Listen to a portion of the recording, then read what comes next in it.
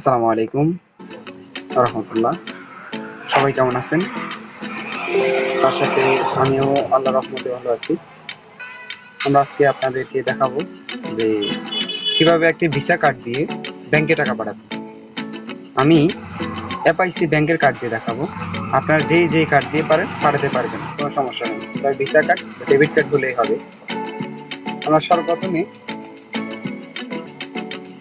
এই যে মেনু বারের মধ্যে বিকাশ টু ব্যাংক এই অপশনটিতে ক্লিক করব। তারপরে ভিসা ডেবিট কার্ড নিচের অপশনটিতে ক্লিক করব।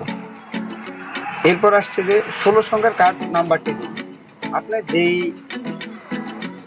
ভিসা কার্ডটি ব্যবহার করেন সেটাতে একটা নাম্বার আছে, এই নাম্বারটি এখানে টাইপ করবেন।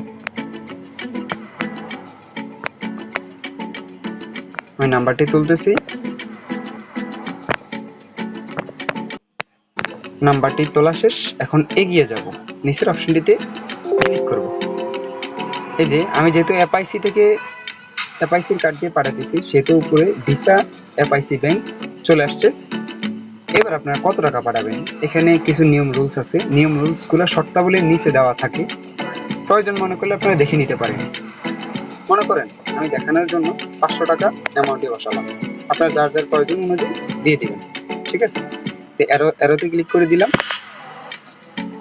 এবার আমরা ফিন দিয়ে ট্যাপ করে ধরে রাখলে টাকাটা চলে যাবে।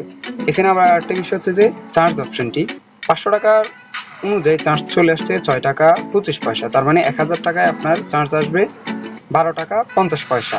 ঠিক আছে, এই অনুযায়ী আপনারা পাঠাইতে পারবেন। ঠিক আছে, এবার আমি পিন নাম্বারটি দিয়ে দিব।